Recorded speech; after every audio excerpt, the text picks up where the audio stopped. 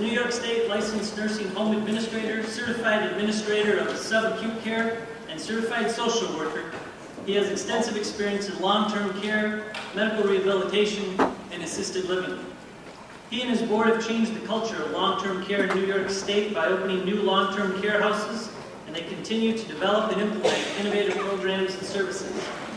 Our second moderator is Angela Vanderhoef, who has been director of the ARC Oneida Lewis County chapter for nearly 30 years.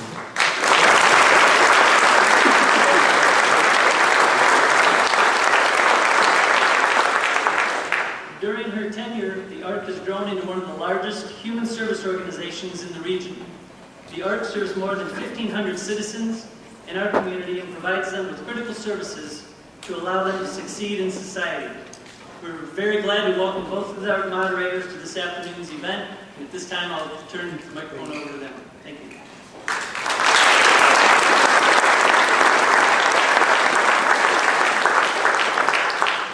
Thank you very much, President Bing Wagner. We're very, very happy to be here.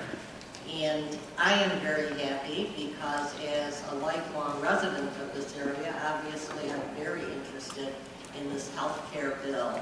And having worked with developmentally disabled and intellectually challenged people for so long, I'm very interested too in the impact it will have on their lives. So thank you all for coming. Thank you, Rick, who is now going to tell you all about the game plan for today.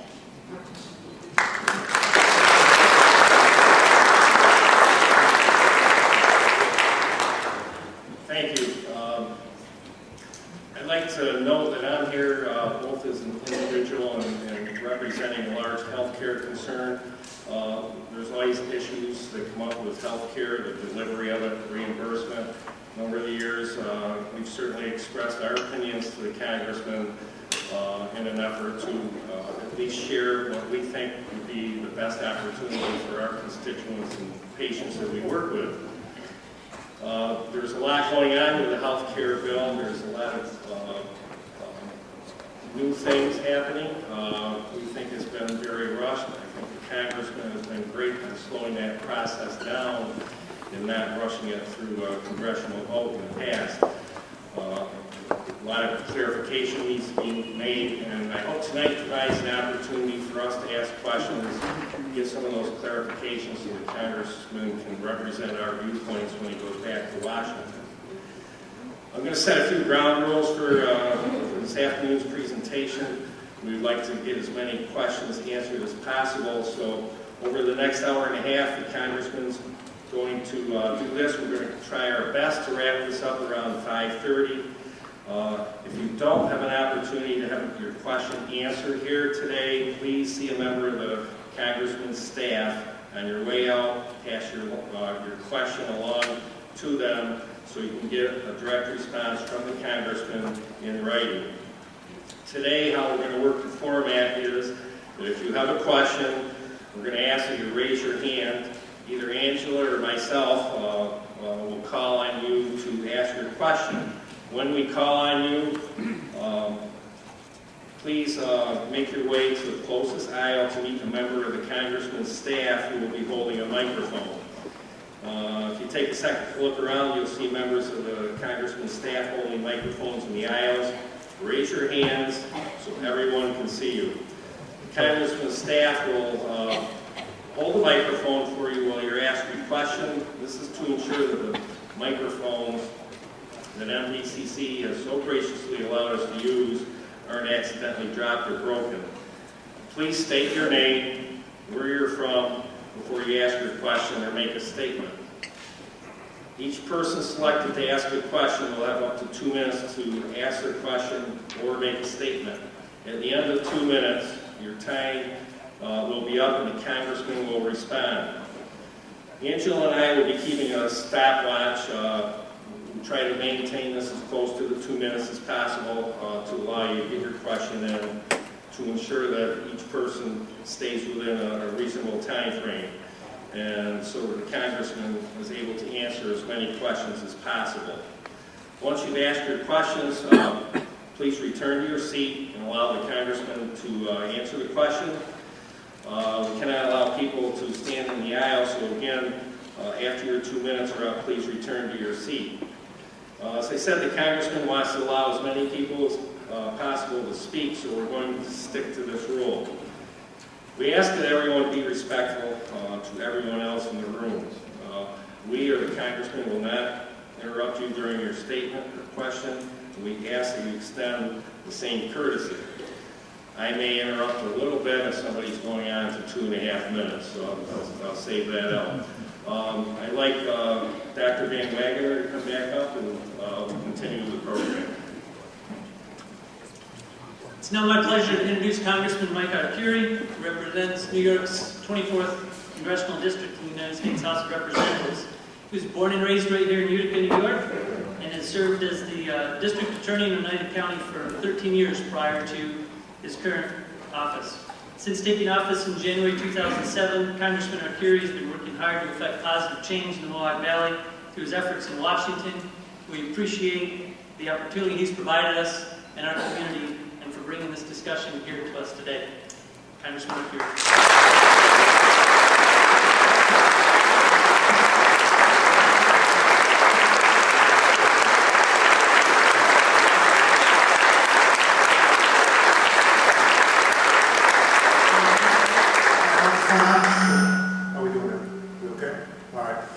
Thank you all very, very much for being here. President Van Wagner, thank you very much for graciously allowing us to use this great facility here. Angela, Rick, thank you very much for acting as our moderators. And when Rick said we were worried about the microphones being dropped or broken, he left out being thrown also. We want to make sure they don't go. But really, you know, one of the things that I worked really hard on was the fact that we worked hard to make sure that this bill didn't come to a vote before August, and I made it extremely clear to the leadership in Congress that if this thing came to a vote before I had a chance to come home in August, that they could not count on my support. Didn't matter what the bill said. For me, it was more a procedural thing to have an opportunity to do exactly what we are doing here today. And I want to say that I have not taken a position on the bill because, frankly, there are a number of things in the bill that I like and a number of things in the bill that I don't like. I didn't write the bill, and I'm not here to defend the bill. I'm here to talk about health care. So primarily, what I would like to hear more than anything else is your views on what you think is good, what you think is bad, what you think should be improved, should not be touched. And I'm looking forward to a really good discussion in terms of what we think needs to be done and what we think we can do to make it better. So I appreciate, again, all of you for being here, and let's get started.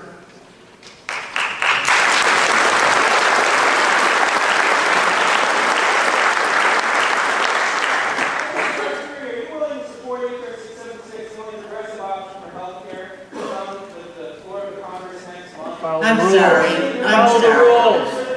We are going to follow some rules. Follow the rules. Please sit down. Follow the rules.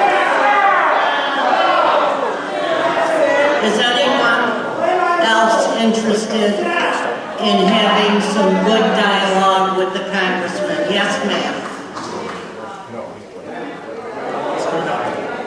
Wait for the mic, please. Hi. Okay, I'm not going to throw that down. Okay, hi, my name, is that right? That's my name is Cynthia, and I really have a couple comments. I really would like to hear what this young gentleman just said, but I couldn't catch it, so maybe if you could, I want to, and I think that... We're very interested in what you have to say. What I have to say is that it's so wonderful that so many people came out here today, and I think that with the different opinions, I think that nothing is ever accomplished by violence, whether physical or voice violence. So this is what I would like to say about the health care plan. I've always believed that there should be room for everyone around the table. for all the points of view. Now, I understand when they talked about this healthcare plan that everybody was invited, like people from the healthcare industry, the people from the pharmaceutical industry, and the people who are for the single payer plan were never invited. It was off the table. So I think this plan is going to be a failure until we people, and I've had Medicare and I've had private care insurance all these years, but I still believe that we need a single payer plan for every single human being.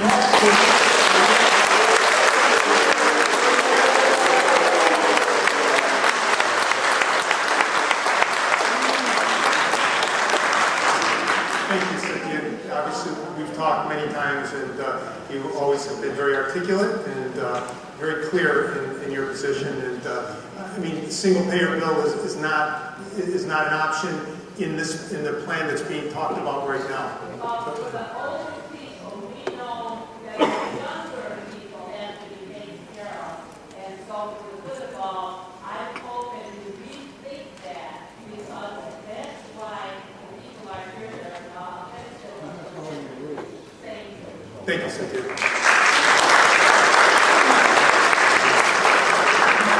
Another question, Dr. Peck?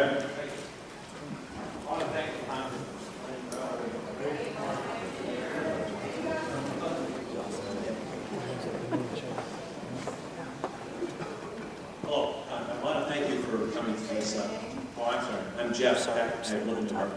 I want to thank you for coming to this forum because I think this is extremely important that we can share our views about this very important thing. We're going to try and transform approximately a fifth of the private companies in this country and put it under government control as far as I can see in this bill. This bill is extremely complicated. I don't see how you guys can even go through it in a year, let alone in a couple of months. And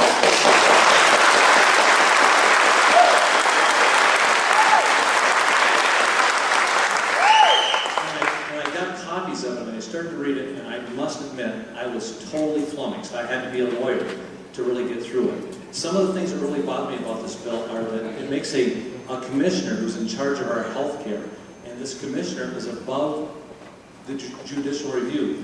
He or she can deny or allow anything, and there's no review of this. Also, the thing that bothers me, because I'm really a dentist and I'm a small business, we have to pay, well, we don't have to pay. Right now, a lot of us pay our health insurance for our employees. It's very expensive. Some of us don't pay at all. I pay most of it. But the trouble is that if you make a single-payer plan or give us an option for that, what will happen is the small businesses, due to cost, we will have to go to that plan. And so basically the small insurance companies will lose their number one consumer, which is us. Small businesses, they employ more people in the United States than all the big businesses put together. So I think that when you look at a plan like this, you have to see how it affects us, the taxpayers, and the small business employers, because the small businesses really are the backbone of this country. And if you push us down, we'll just hire less employees. Yeah. Thank you, Doctor. I think that's...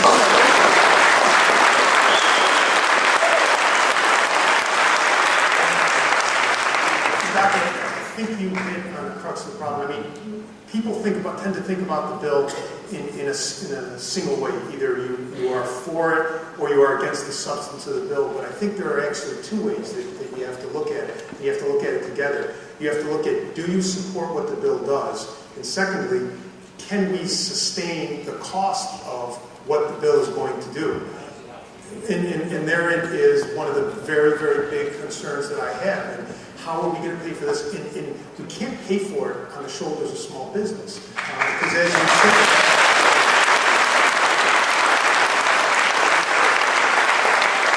everyone has to have some skin in the game. They talk about doing a graduated payment schedule for individuals, but nonetheless, it's still we have to make sure that it still doesn't fall on the shoulders of small business. That is, frankly, one of my biggest concerns and one of my biggest obstacles for not supporting the bill as it stands right now. There are a number of others, but that clearly is in the forefront.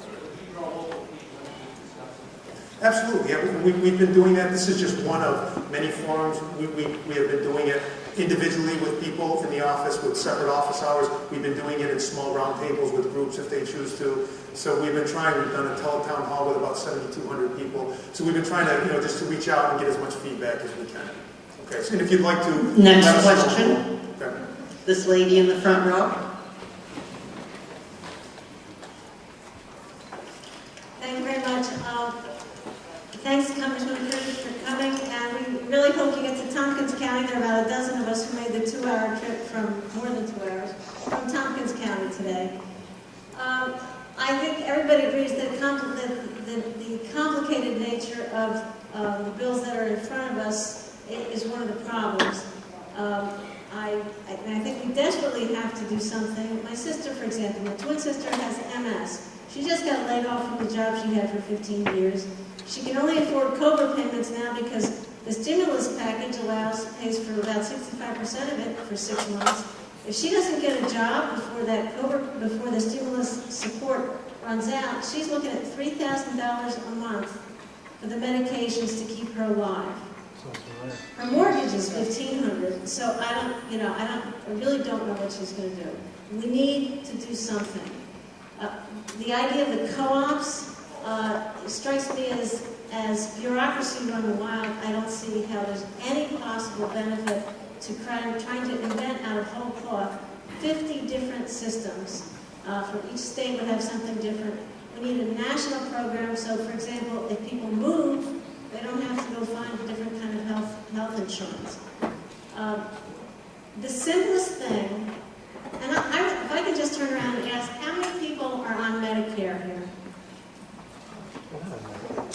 I would like to know why the rest of us can't have the option to buy into Medicare. I'm not saying you have to do it.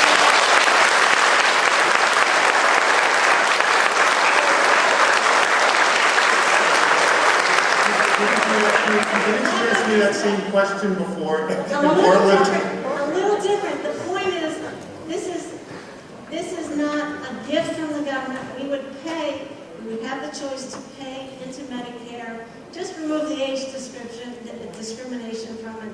We have the system. People understand it. People know it. It's familiar. We can improve it, absolutely. But we should just simply expand it. We don't have to invent a whole new system.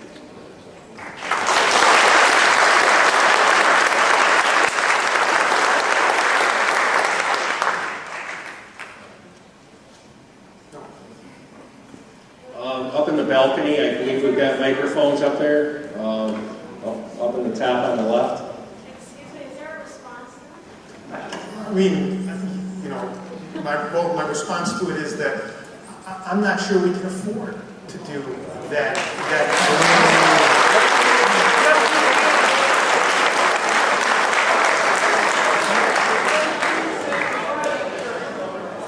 Well, I mean, that doesn't. You say we will pay, but not everybody can afford to pay it. I mean, and that is what we're trying to do. I mean, that's the problem that some of the people have with the public option, and that is that it's a sliding scale that they're talking about because not everybody can afford the premium that's going to be required. So the concern is with the pay, and that's one of the concerns with the cost of it. Do we have the mic in place? Okay. Hi, my name is Rick. I'm from Frankfurt, and I work in the healthcare business, and so I understand how some of these insurance companies work, especially with Medicare and Medicaid. Now, when I get a paycheck every 2 weeks, I see that I'm paying into Medicare for the future, and also with the taxes that are taken out of my paycheck goes also to Medicaid. What I don't understand is how people on Medicare, when I get patients that come in from Medicare, they're allowed just certain things that they can get. But somebody on Medicaid can come in and they can receive whatever they want, whenever they want, how many of it they want, and it's Medicaid. They don't pay into it, we pay into it, and I'm not trying to be mean, but they don't work. And they get whatever they need. And people on Medicare, they they have to pick and choose, and sometimes they get denied for things that they do need, and they get upset because they understand people on Medicaid can have whatever they want. And I don't think it's fair that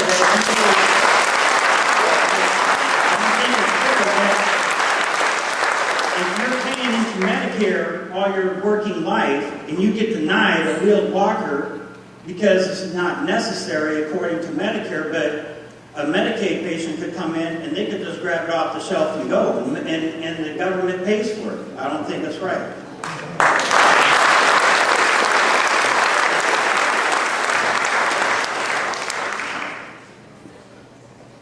Anyone have a question for the Congressman? How about the lady right in the middle here? Can you see me pointing to you with the grayish hair and the pretty black top?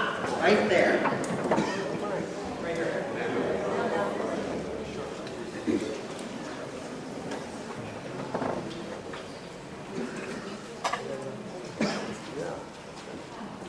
I'm Jenny from New Hartford, and I'm so old, I had to go. First of all, thank you, Congressman, for coming. I appreciate it. The health care reform bill will establish a committee headed by the pro-abortion Surgeon General to decide if abortion will continue to be funded by taxpayers. In July, during the month of July, about 8 amendments were introduced to discontinue taxpayer funding of abortion. They were all defeated. Since over half the population now is pro-life, Congressman, how will you vote when this pro-life issue is introduced again?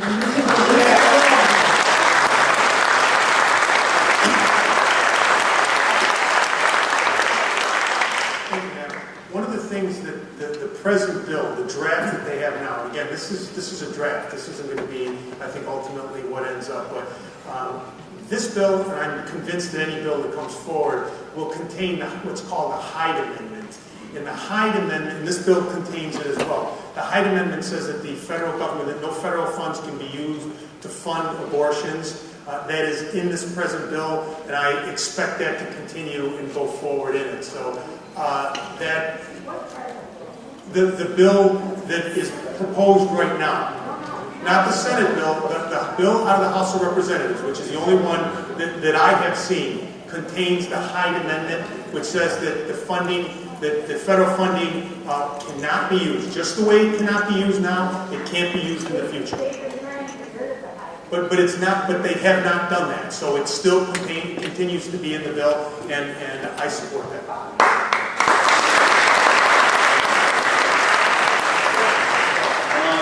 Just a point of clarification, so that some people don't misunderstand.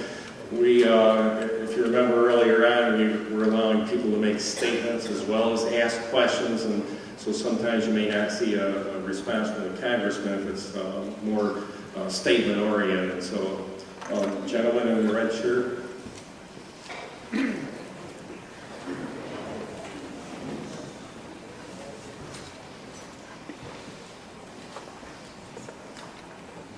From Rome. And Congressman, there are a lot of poorly informed people who just hate government no matter what it is. They think it's fine for insurance companies to decide what kind of treatment they have, but can get completely crazy about the idea of government providing health care. They think it would mean that a government bureaucracy would decide their health care. And I don't agree with that. H.R. 3200 gives Americans who don't have health insurance or pay for their own insurance a choice. They can have a public plan if they want to. The insurance companies are desperate to stop that because they don't want competition that forces them to lower prices and provide more care. Do you support these protections in this bill? I'm not sure if I understand the protections that you're referring to. Can you just reiterate those? I want to make sure that I'm responding to the right question. Okay. The protections would be that they would have the right to have other insurance choices besides just the insurance companies. I think you're talking about the public option plan. Yes. And I support a public option. I think the concept of a public option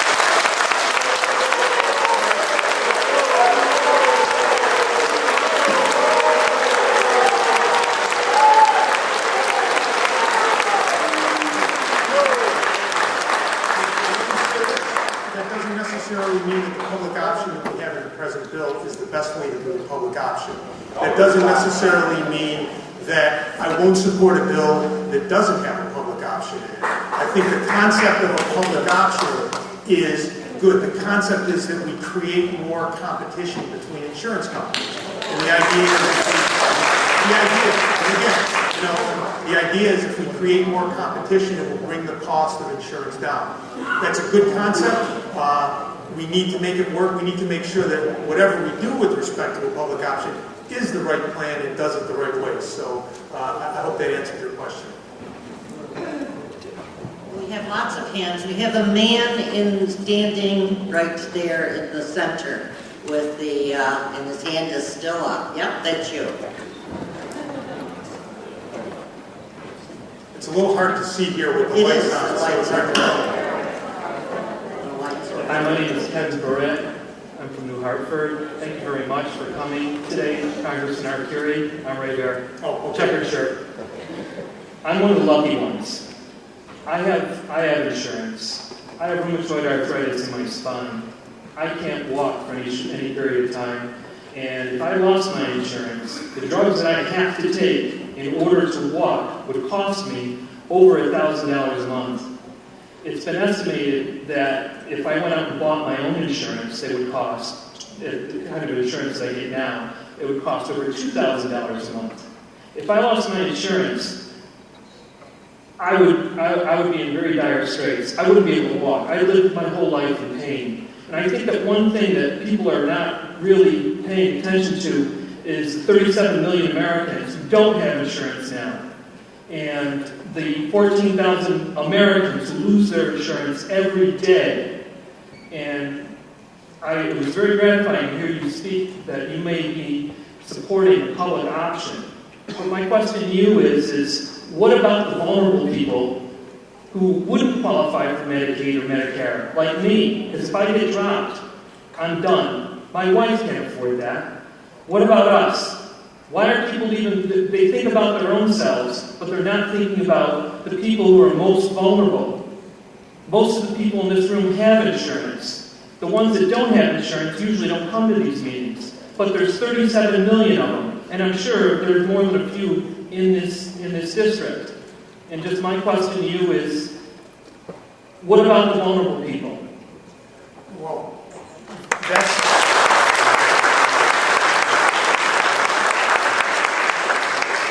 that is the reason that we are here. That is the reason that we are taking this up. For the people who do work hard, who do not want a handout, who do want to be able to pay for their health care, but they cannot afford health care insurance. That's what we're trying to achieve with the bill. That's exactly that's exactly the point. That's exactly the number. Now, I've heard different figures in terms of the number uninsured. You say 37 million. I've heard 47 million based on census. But I can tell you that there are 71,000 people in the 24th congressional district that don't have insurance. Now, some of those are going to be individuals who choose not to have insurance. Somebody that may be 20, 22, 23 who figures that that they'd rather take a chance rather than pay for it. There are going to be some that are counted in there that are illegal, and they are not going to be eligible for it. But then, what about they will not be? They will not be. But what about the rest of it? What about the working poor, the people who, if they lose their insurance, they're not going to get it? That is the purpose that we are considering this bill. That's what we're trying to do. We're trying to do it in a way that it's not sustainable. We know that the healthcare system at this pace and this rate is not sustainable. So how do we move forward to ensure that we create a healthcare system that is sustainable, number one, that is affordable for small business, but that provides healthcare insurance for individuals who work, who try hard, but can't afford a high premium. So that's what we're trying to do. I mean, I don't have a specific answer, but I can tell you that's the purpose of why we're having this town hall meeting and trying to find the best way to propose a bill.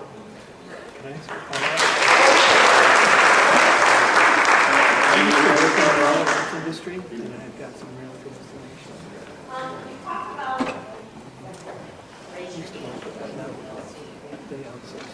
I can hear you pretty good. Maybe difficult. Look over at this side of the room and like this too. Hi. Sorry, that's You constantly talk about how you're going to continue to fund this bill and make it sustainable. One of the things that I've read, and I've tried to educate myself as best as possible, because some people have said the bill is very lengthy. For 5 years, I worked at a job where I didn't have health insurance, and I accepted a job, which is a great job, but at lower pay because it had a great health insurance plan. And now I hear that one of the ways that you might fund future payments with this bill is through taxing people who have insurance. I would not support that. I won't support that component. That's not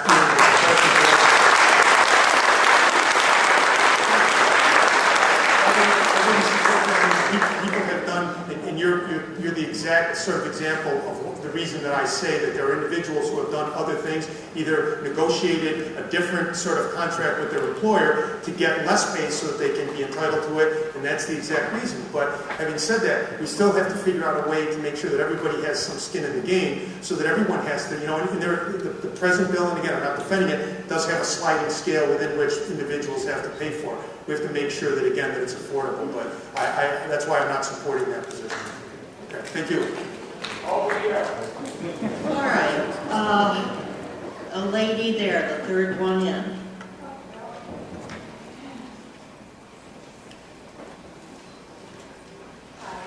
Chris Lacey from Binghamton. I'm a registered Democrat. I'm just going to change my question. I don't understand why, instead of working in a steady progression to reform healthcare in America, we are taking this giant leap over the Grand Canyon.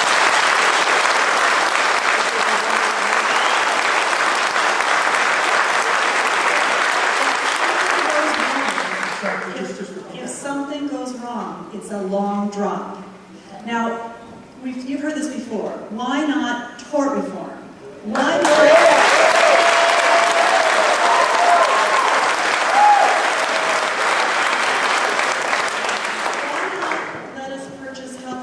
That's personal and portable, which should really help with the pre-existing condition issue. Why not let us purchase health insurance across state lines?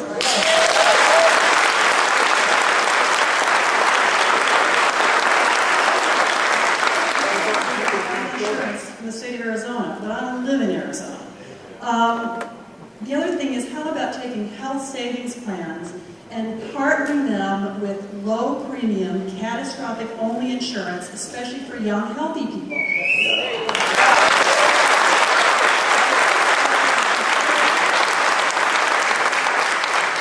Also, instead of taxing people that have health insurance or don't have health insurance, how about providing tax credit incentives for people to buy their own personal insurance, for small business employers to provide insurance for their employees, and how about providing tax credits for older people to keep them off of Medicare? A lot of senior citizens could afford to keep their private insurance if they got tax credits for doing that.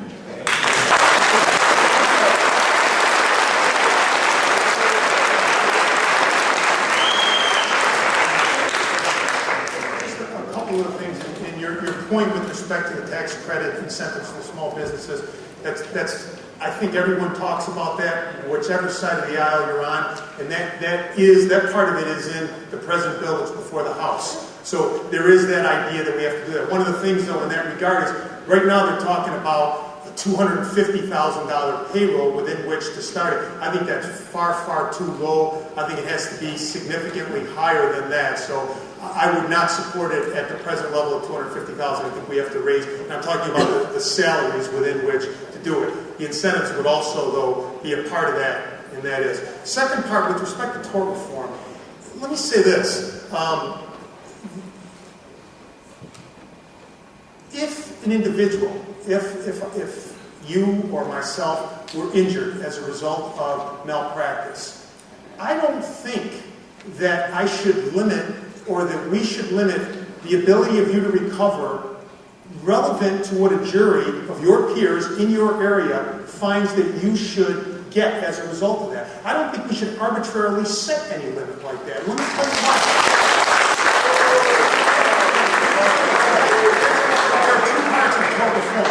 in that regard, and on top of that, we already have an ability to do that with respect to judges. A judge can set aside a verdict if he thinks it, or he or she thinks it's excessive, or reduce it.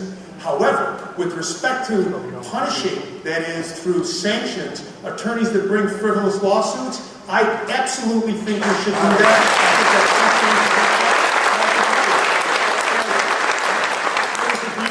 As a DA, you get sued more times than anybody can imagine for malpractice. And I can tell you, there were frivolous lawsuit after frivolous lawsuit. It gums up the system. It ends up making nuisance settlements on the part of insurance companies. That is what we have to do away with. So I have no problem with that aspect of tort reform. But in terms of limiting the other end of it, I don't think we should arbitrarily set a number of that. I think we have judges that do that better than we can do that. Health savings plans.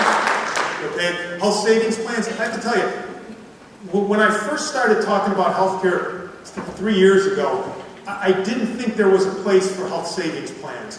I've come around a little bit with respect to health savings plans in that I think that they make a lot of sense. I used to say this all the time.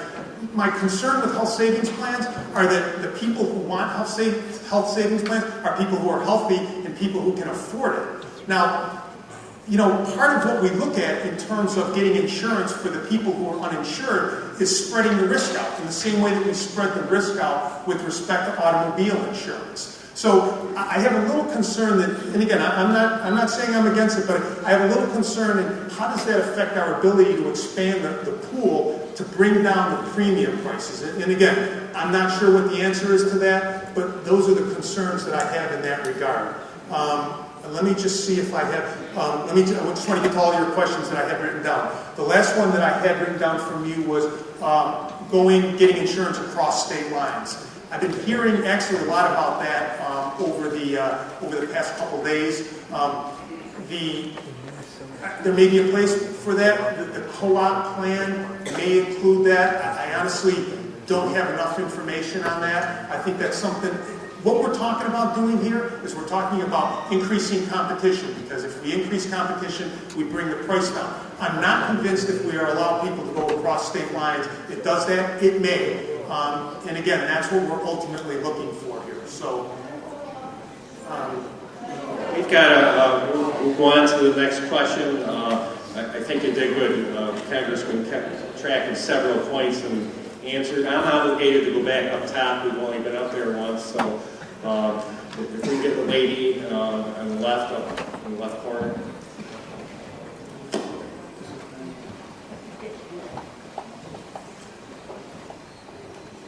Yes, hi, my name is Catherine Cataldo. I'm from Rome, and I really agree with a lot of the points that the woman from Binghamton made. Thank you very much.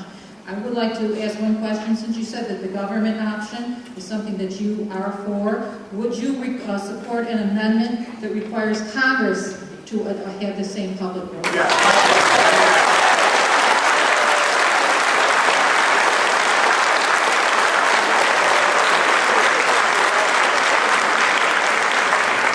Yes to that question, and secondly, even if that amendment doesn't pass, I will, if we have a public option, I will take the public option myself.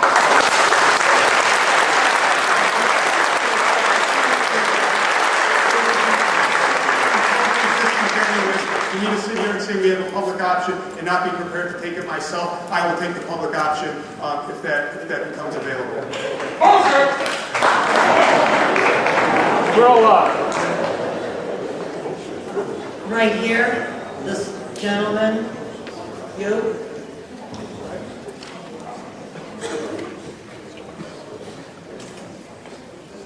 Thank you. My name is David Dwyer from New York Mills. Congressman, I would like to help you understand how a government can run Medicare, Medicaid, Social Security, national how can you run a healthcare system effectively and efficiency?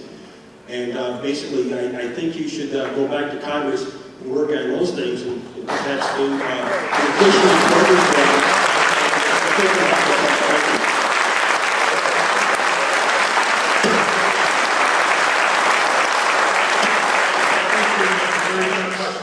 Do I There is absolutely no question about that, but does that set aside what we need to do with respect to other parts of healthcare? I mean, I don't think it does, but needless to say, your point is very well taken, and I think you are exactly right. Those need to be priorities in terms of what we are doing in an attempt to fix the healthcare system. When we say healthcare, we mean all of those things together, including the private insurance market. So thank you. Very fair point. I'm going to go right in the middle, the second row in the back here. Right up there. Yes.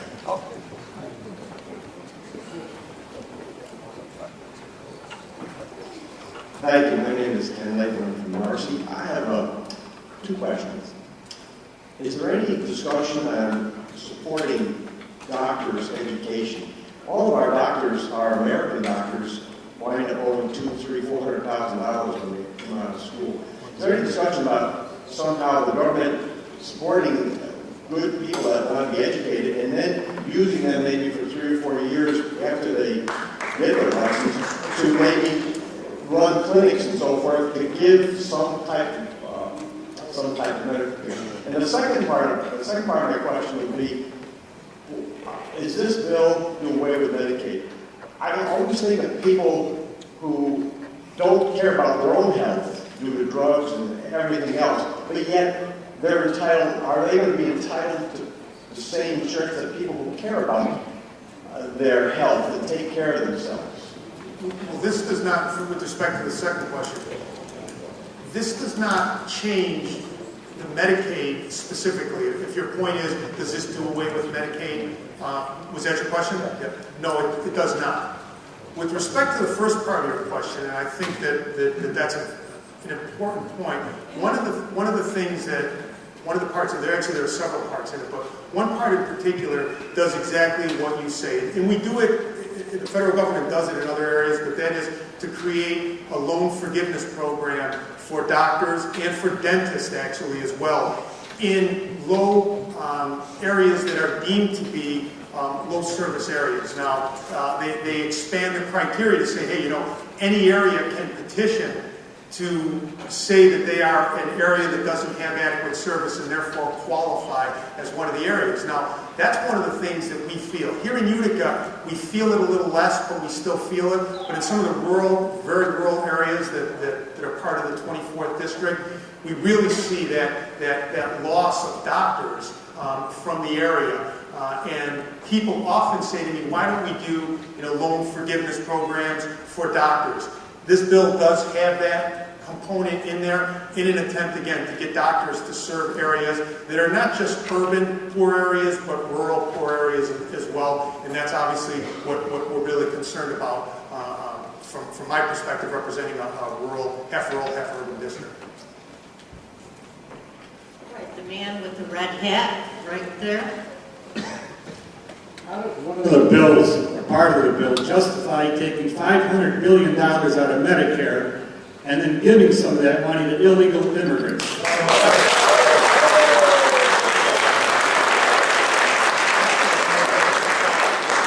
I don't know that it takes any money out of Medicare, and I know that it definitely does not give anything to illegal immigrants. And it specifically states that if you look on page 143 of the bill, it specifically states that it does not give anything to anyone who is not a resident of the United States. It says it, 143 says they are not entitled to it, period. I'm going to favor the top again over on the right side, the gentleman on the right, on the rail.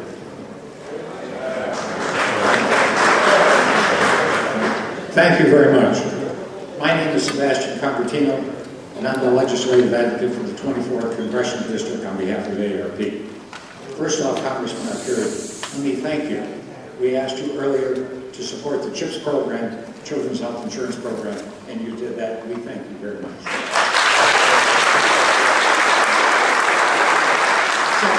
Secondly, we also want to thank you for being able to support us in closing the donut hole in Part D.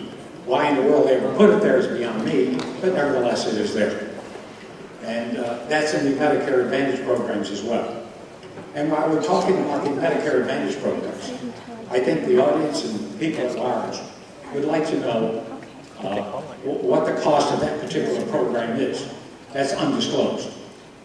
I'm on Medicare, and I get my Medicare and You 2009 handbook, and something's not disclosed there.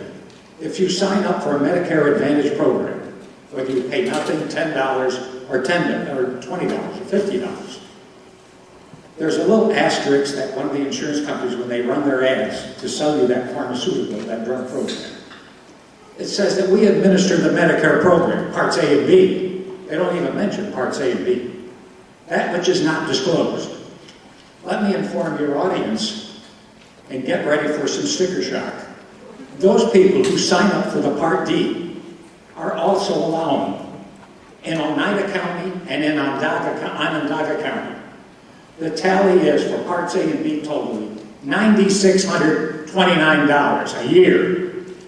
That's not disclosed anywhere, except that we have a Medicare contract. To further that discussion, just a bit further, because it's necessary, in Bronx County, the site shows that that cost is $13,810 per year for the drug Part D. So now we have Part A, B, and D, and it's costing $13,820. Now, if I use that number that they've said, it's called the capitation rate, okay? And I average that out, let's call it $12,000 a year for the Part D coverage that are administered and given from the Medicare Trust Fund to the insurance companies. If I do that times 200 million people, including the 44 million that are on Medicare, it comes out to $2.4 trillion. The profit on that is 20%, including interest. Sal, if you could take about 15 more seconds. Okay, that amount would be $480 billion in profit per year, or $4.8 trillion over 10 years. I ask, I implore you to start that universal health care as soon as possible, because in addition to Medicare, we also get a health IT, that my records can be sent to my Social Security number. And that's the thrust of Medicare. Thank you very much for your time.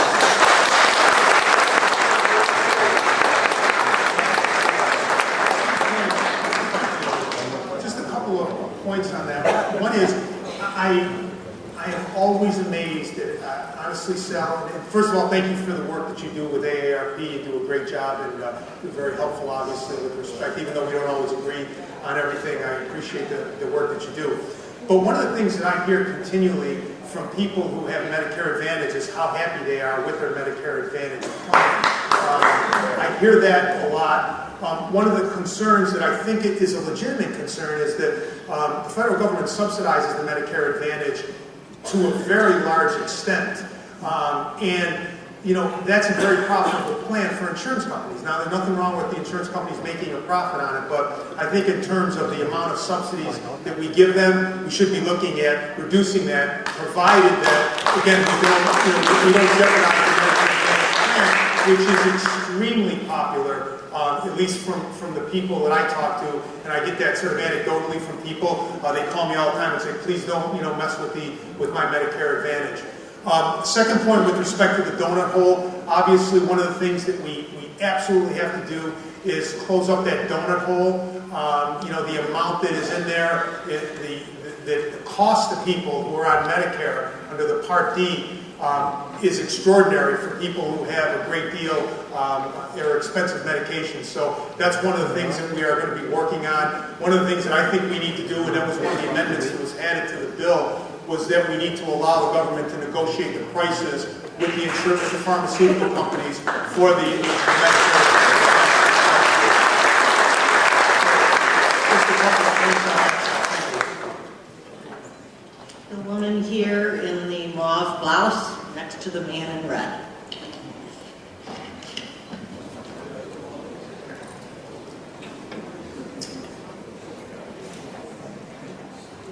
Hi, my name is Carol. I'm from North Bay, New York.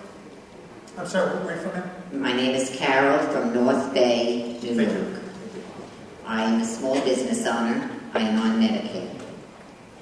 I would gladly give up my Medicare and pay for my own insurance completely if this government would go back to the constitutional rights, the policies, the amendments.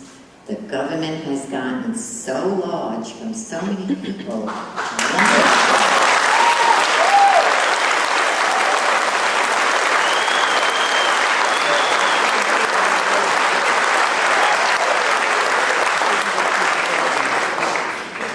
For many years, people took care of themselves.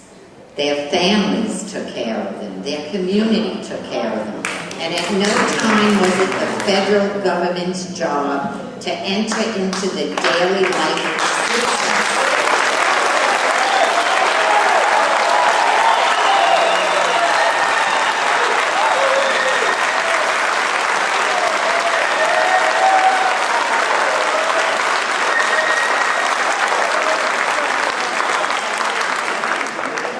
I would like you to consider, when you're considering this health insurance bill, I would like you to consider all the people of the country who want to be Americans.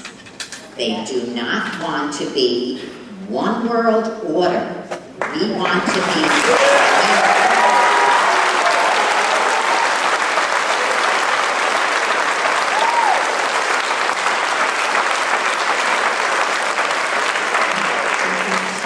really about being informative for me. I would be interested to ask if I could see a show of hands for those who are on Medicare who would also be willing, who would consider giving up their Medicare. Could you raise your hand if you would be willing to consider? How many would not be willing to give up their Medicare? I'm curious, that's all. I'm just curious.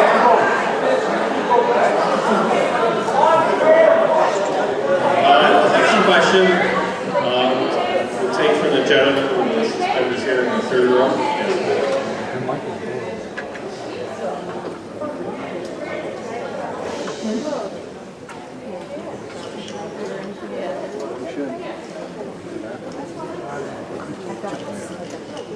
Matt Murphy from Whitesboro, New York. Thank you, Congressman, for coming. I haven't seen you in a while.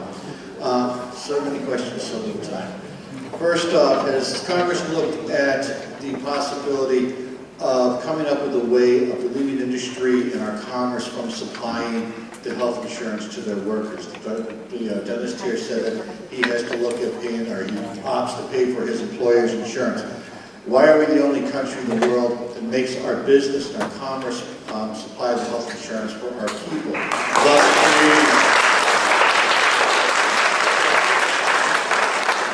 in our new global market, thus creating an unfair advantage for our competitors.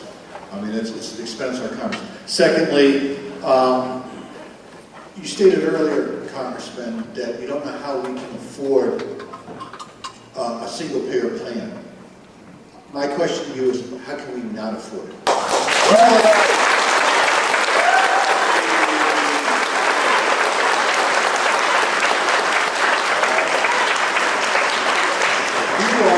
You are dealing with an industry that bets on our health.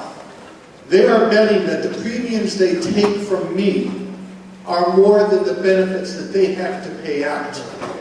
And if those benefits increase, then my premium increases. Not only that, but they have a say in what they pay for. I had surgery earlier this year. I got a bill for $17,000 because the health insurance company that I had said they're not going to pay for my stay in the hospital. The doctor said that I needed to be there. What the hell are you going to listen to?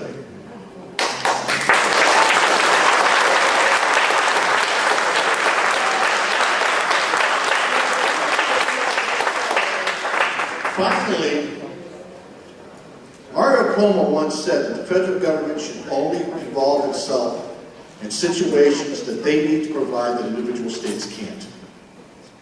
Thus, our government supplies the Army that defends this nation.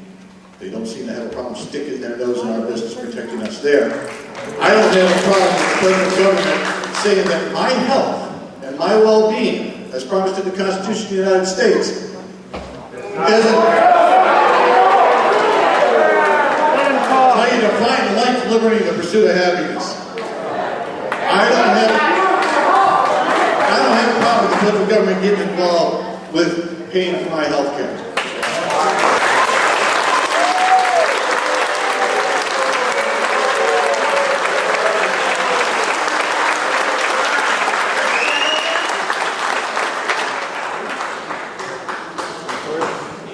Where do you think the money's coming from? Yeah, where did they get the money from? Just to clarify again, things are going along very well.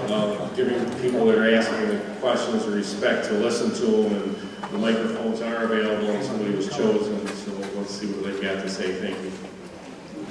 Tony Tallarico, former military and former state employee, so I know a little bit about waste.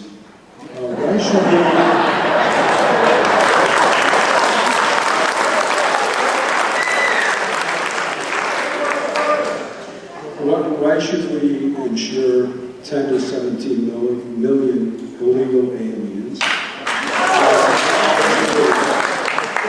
How can the government be a regulator and a fair competitor at the same time, whether it be in healthcare, automotive,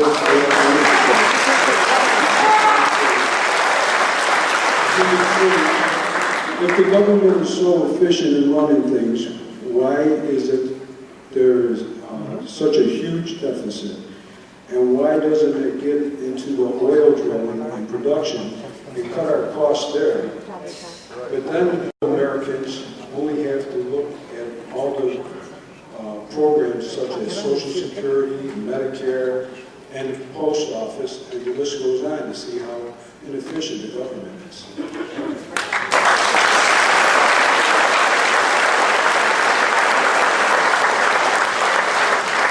Thank you, Mr. Tallarico. First off, and I said it before, the bill does not provide insurance coverage for illegal aliens. It will not. I won't support it. It just doesn't. It doesn't.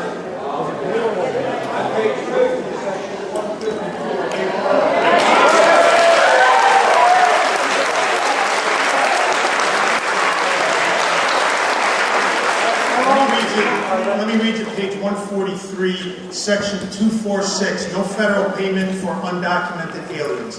Nothing in the subtitle shall allow federal payments for affordable credits on behalf of individuals who are not lawfully present in the United States.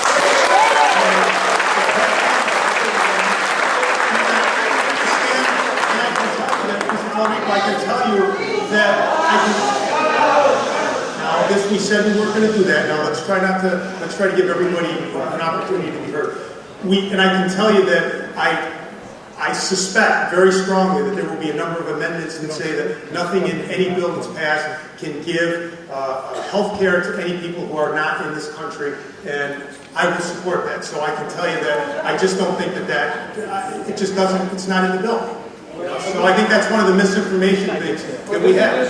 I'd like to get on with choosing the next individual to ask a question. The gentleman in the red shirt here in a second. They'll bring the mic down to you, so hang on a second.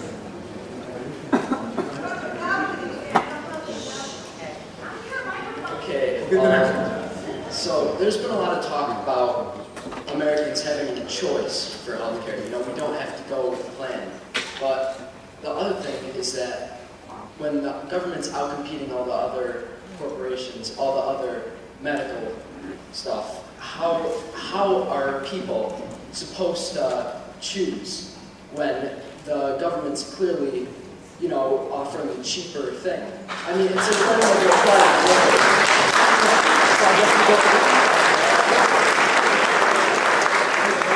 The idea is that if we create more competition, we bring the cost down. Let me just give you an example. In in the state of New York, the state of New York offers the state insurance fund to provide compensation insurance to individuals or businesses that can't afford or can't get it in the private sector. The private sector, Hartford, a local company, provides a great deal of compensation insurance, as does the state insurance fund. So that is the form of a public option. And again, it's not it's not perfect, but if it works the way it is hoped, it's going to create competition. And I hear this from the private sector all the time. The private sector tells me all the time, private sector can always outperform the government.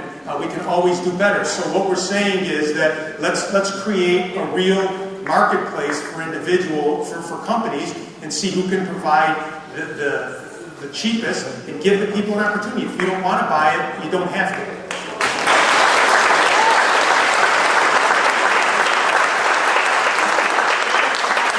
We have a man here waving his arm. Congressman Arcuri, thank you for coming today. I'm a partially disabled American veteran. One of the reasons I signed up to join the Army was to fight for freedom of Americans to speak.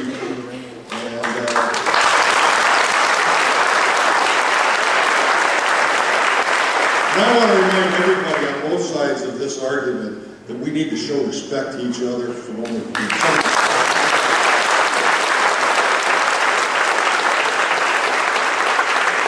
freedom of speech comes with an obligation to listen. I'm here today to stand in opposition to the government option. When people are calling it the public option, I prefer to call it the government option. And I'm not unpatriotic because I speak in opposition to my government. And I resent that.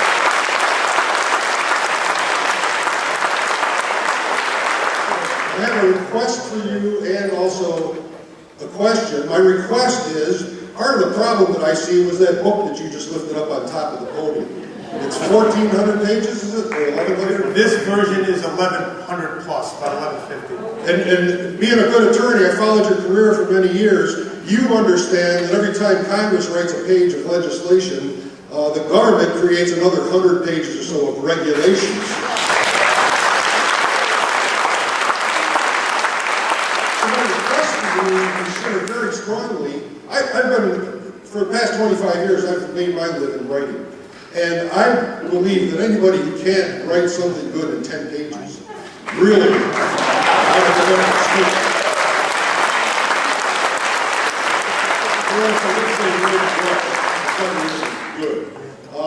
so I'm going to request that you not support any bill that's larger than, let's say, the Constitution of the United States.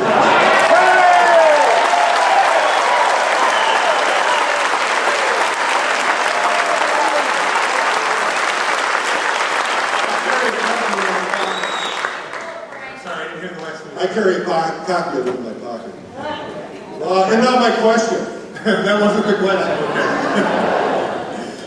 What can you do to eliminate some of my distrust? I believe I have a healthy distrust of government. This is the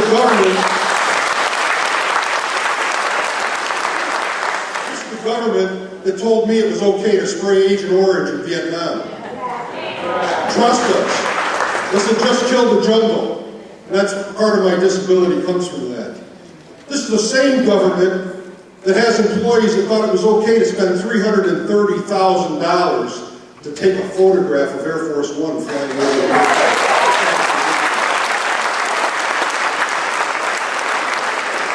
A lot of the opposition you're hearing about a government plan is really distrust of government. What can you do to restore trust in our government? Thank you.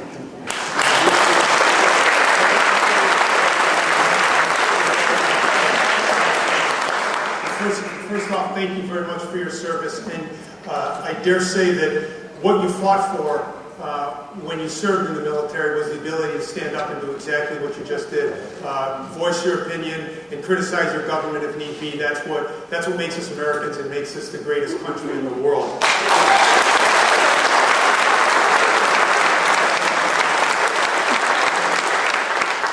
I think clearly one of the issues that we deal with as a nation today is whether it's with government or with respect to our businesses, our banking system, our large business, our automobile makers, is trust that we have not only in the institutions but in the individuals themselves. I think that one of the things that we have to do is have more dialogue, have more interaction like this. And I can tell you, there's nothing better from my perspective as your representative than to be able to sit here and hear criticisms, hear what people think is good, what people think is bad. I think that's part of at least what I try to do to restore some of the confidence that individuals have. I think the fact that I have said, no to this bill so far because I am not convinced of, number one, fully what it does, and does it do it in a costly way. I certainly hope that that helps to at least begin the process in terms of, I don't know if it's restoring it, but certainly knowing that we're out there looking out for your best interests. So I think that this is certainly a step in the right direction, and I hope that we can continue to have these kind of dialogues the way we are today. Angela and I are hoping that somebody's not keeping track of percentages for each area. The lady in the blue on the left, is the way up.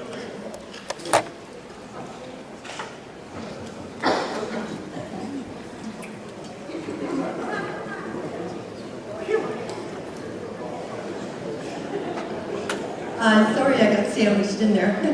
I'm Carol Tork from the town of Western, and I'm a member of the New York State Nurses Association, the American Nurses Association. I'm the co-president of the League of Women Voters of the Utica-Rome area. And what we have identified are basic principles that we want to see in our health care. And maybe this bill doesn't do everything, but it does encompass some of those basic principles. And that there are more and more people who don't have health care. And we would like to see that health care is a right and that Americans do have accessibility, affordability, do have coverage, do have portability, and that I don't know if it's left to the best interest for having Congress do that, where we have a lot of people who disagree on things. But we need to move. We can't sit on this. We can't say that we have to keep looking at things. We need to start moving on this.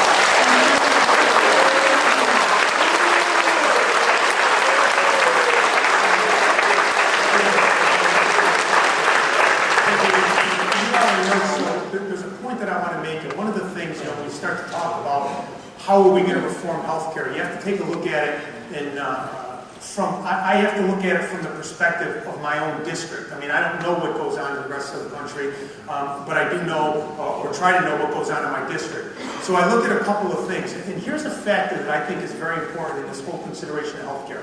All right, here in New York, we have not-for-profit hospitals. All right, now our not-for-profit hospitals in New York State have the second lowest profit margin in the entire country. We are 49 out of 50. All right? The average profit margin in New York State for our hospitals is 1.4%. All right? However, in the 24th Congressional District, that is our district, it is minus 6.5%. So our hospitals every single year are losing money, and it's becoming critical for the hospitals. So the question becomes in areas like ours, and I refer to us as a rural area because even though we have the cities of Utica, Rome, Auburn, and many more, we are still considered a rural area that loses doctors and has difficulty in terms of what we do with respect to our hospitals. So we have to be very sure that whatever steps that we take ensure that our hospitals don't get cut. And what they're talking about, and I hear this argument all the time, they say, okay, look, hospitals, part of the reason that hospitals have trouble is because they take care of so many people that are uninsured. There's no question about that. So if we insure everyone, the hospitals are going to have more money to take in and their profit margin is going to increase, aren't they? The problem is a lot of our hospitals get benefits, what they call dish payments, DSH payments, and that sustains them, and those are going to cut off. So here's what the hospital people ask me in our district. They say, so Mike, what are we going to do? The insurance will not, the plan that they have proposed will not take effect until 2013. The payments, the supplemental payments, will kick in, we'll start to pull them back immediately. We're on a negative 6.5% right now. What are the hospitals going to start to do? That's a critical issue for us. I mean, we have to take that into consideration because our hospitals, I mean, we saw it in Auburn Hospital. I mean, Auburn Hospital almost closed. We see it, just in many of our smaller hospitals, they have a difficulty in terms of doing it. So these are some of the things that I try to look at and I try to listen to in terms of what do we do on a big picture, but how does that big picture affect us locally with respect to our hospitals? Because I think that's a really important point. It's 5:15. We're going to have the last question. No, we'll do We're doing couple. The lady there in the white, standing. Hi, my name's Caroline Emerald. I've been interning for Congressman Arcuri for the summer, and I would just like to tell all of you that if all of the congressmen were like Arcuri, we would have very healthy trust in our government.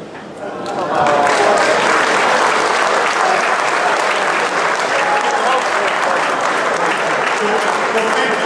You can discount that one, everybody. Thank you very much for saying that. But I have to say this, they have been working extremely hard because the calls, we have had 3,500 calls in the past 2 weeks in our 4 offices, so our staff has done a really good job. I'm not done yet. I'm going to go up top to the balcony because somebody's going to jump out at me. I still had a question. Thank you. My name is Jill Henderson. I'm from Frankfurt. It's obvious by now that the majority of this country are concerned. We're concerned that this proposed health care bill will ultimately bring this country to financial ruin and could have a negative impact on our fundamental human rights. Now I know your fellow representatives in the House and Senate don't care about the basic human rights of their constituents. They have shown this through their language of contempt by Nancy Pelosi calling average American citizens false Americans or astroterrorists. Down to us, saying that they have to speak to us like we're their spoiled teens at home, or even telling us through their words and deeds they know what's best for the American public and that we have no right to question. Well, my question is, when you finally return to the sycophantic culture that is Washington, will you keep your constituents in mind? These are the people that have elected you, and we can easily elect your replacement.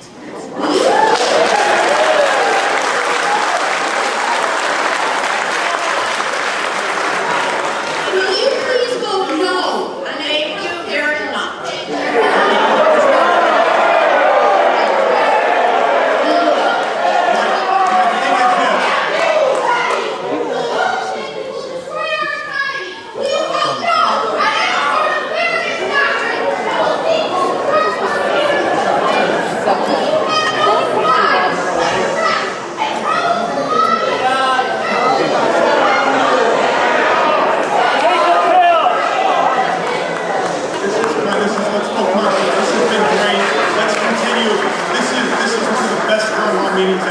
That they've had in the country. This has been really good.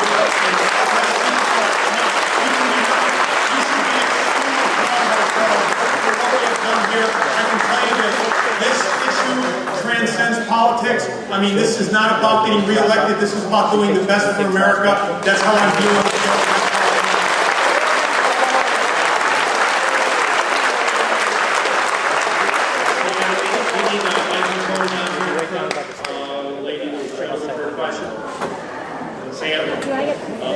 Thank you.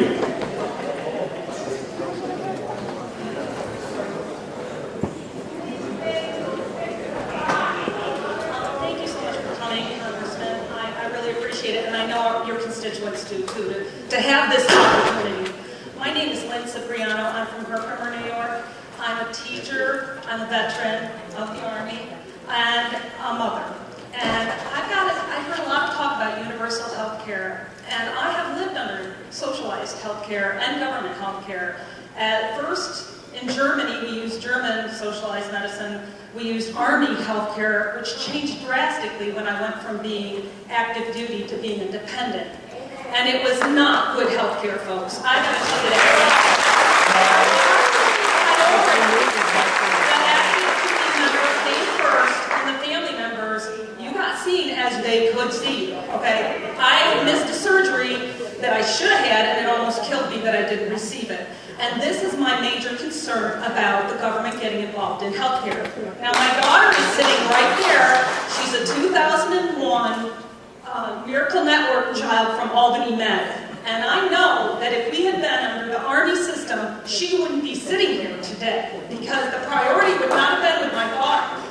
So I urge you to reconsider. Be careful what you wish for because the socialized system is not necessarily good. And the government has run bad.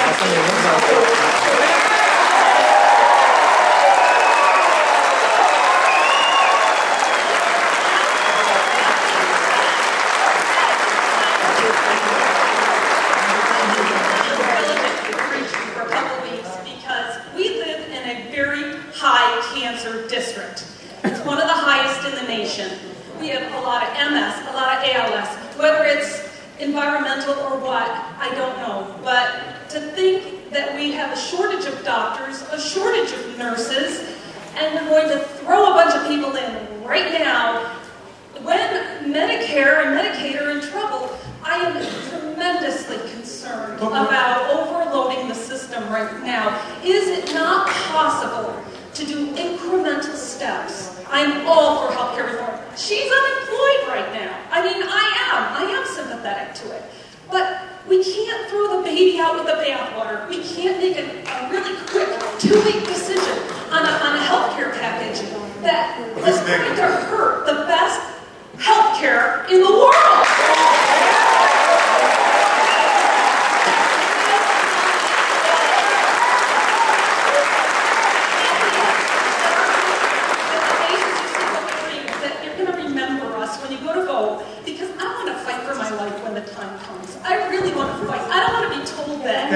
That's wrong. I don't want to be a full priority. I don't want that something to happen. And it did happen in the Army, dependent care. It did. You were behind other people. And when a soldier came through the door, they waited on you. A few more seconds. You were put to the side. I just asked you to consider that. Thank you. Thank you. Thank you very much.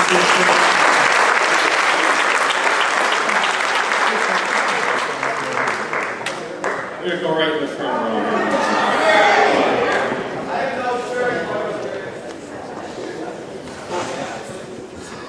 Hi, my name is Becky DeWitt, and I'm from near the Ithaca area, the other end of your district. And I'm one of a group that came to see you today. And I do respect the veterans in the audience who have performed on behalf of our country, and I do thank them.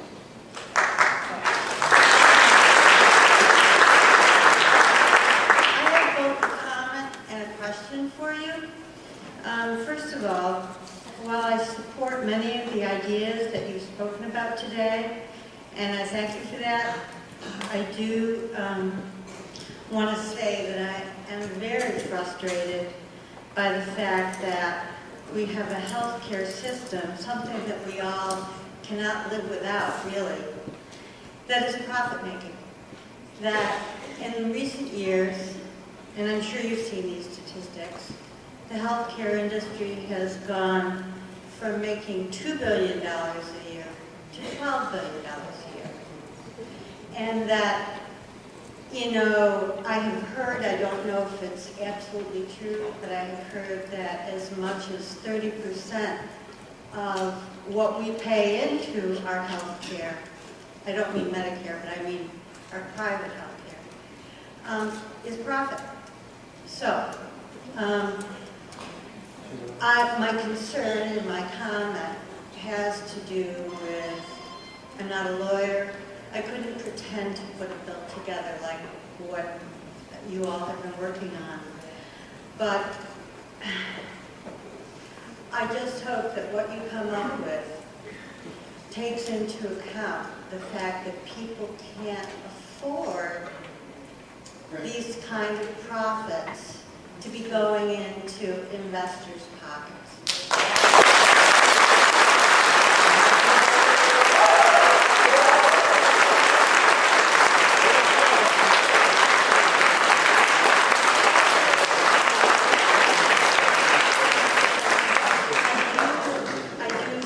support the idea that, you know, our country is different from the industrialized countries of Europe. But I also know that our health care is not number one, as much as we would like to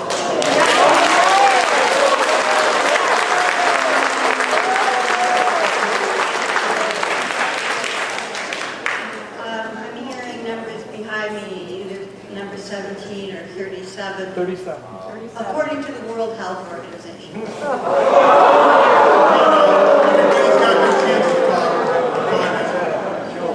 I'm sorry if you don't agree, but, you know, I think it can be looked up on the web. Anyway, my question really is on a different subject. First of all, I want to thank Angela for her work with the developmentally disabled. I have extended family members with a form of autism. And we've watched them try to get services for their children, and it's been very hard. They've had to struggle with the school systems, and the school systems, as you well know, are being cut back financially as well, and so services are cut back. If we can go about 15 more seconds, and Okay. so we get on to the next question. I'll make it quick. I specifically looked into what the House bill says on the issue, and apparently there is nothing specific in the House bill that deals with the developmentally disabled. And I would just ask what your thoughts are on the issue, and if you would be willing to consider that in any bill that is rewritten. Thank you very much.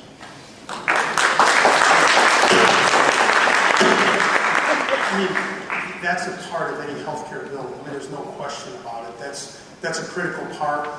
It's not mentioned because I think it's not because it's covered. I mean, those services are covered under the bill. Well, I mean, and again, there are. I strongly, let me put it this way.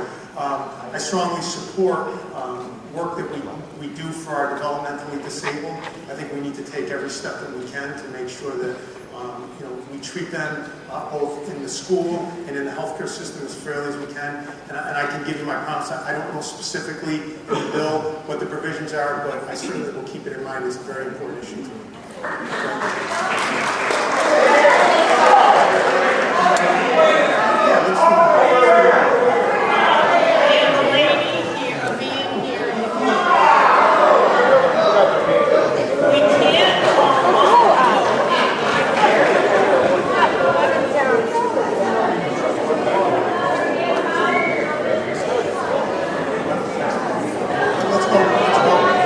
We're going to get to the person who's picked for the question. Mike, thank you.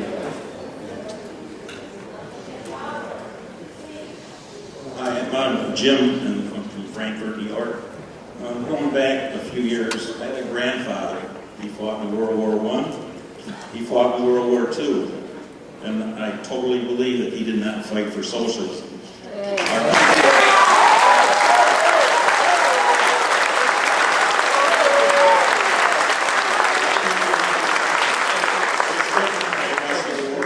In a short 250 years, we've become the #1 leader in the world. I believe our healthcare system, by far, is the best in the world.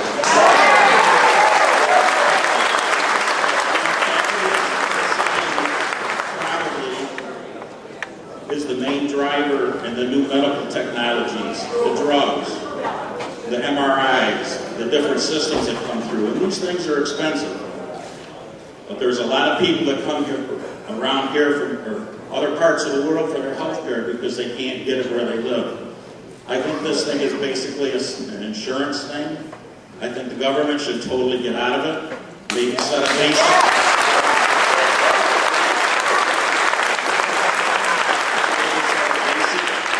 standard, let all the insurance companies bid on it. Medicaid would go away. 40 million people, I believe, you could probably get for $200 billion, you can insure them all. Medicaid is half of it is $500 billion, and I know that Medicaid, there's more to Medicaid than just the health care part. But I really think our system is a capitalist system. We're not socialists.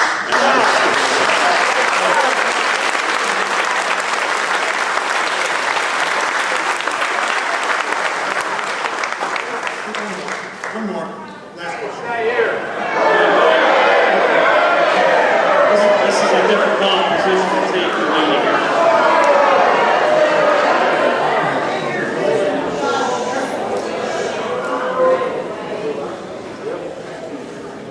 My name is Betsy. I'm from West Utica. I would like to know if some kind of a catcher's mitt in this bill for the people that at this time have to go bankrupt or hand over all their assets to relatives or the state in order to obtain proper health care. That's right. If you need a clarification. Yeah, I mean, could you, I'm not sure I understand the question. People who become disabled, often ending up on SSDI, but in order to get the Medicaid or things for either mental disabilities or catastrophic disabilities, they have to sell everything in order to have long-term care. And once they're in that system, they almost never can get back into the workforce, which they're able to do once they're, rehabilitated. And the same kind of issue is for seniors who give away their homes so that they can have, they give away all the money that they could turn around and use and pay taxes with and grow. And we pay for all these, we pay for all their things already. So I don't know why we impoverish people. And could it be addressed in this? I don't know of anything, that's a great question, and I don't know of anything specifically in the bill that addresses that. But what I would like to do is, here where you go, get the lady's name in either a number or a way that we can get in touch with her, and we'll get you some information on that. But that's a great question, folks. When we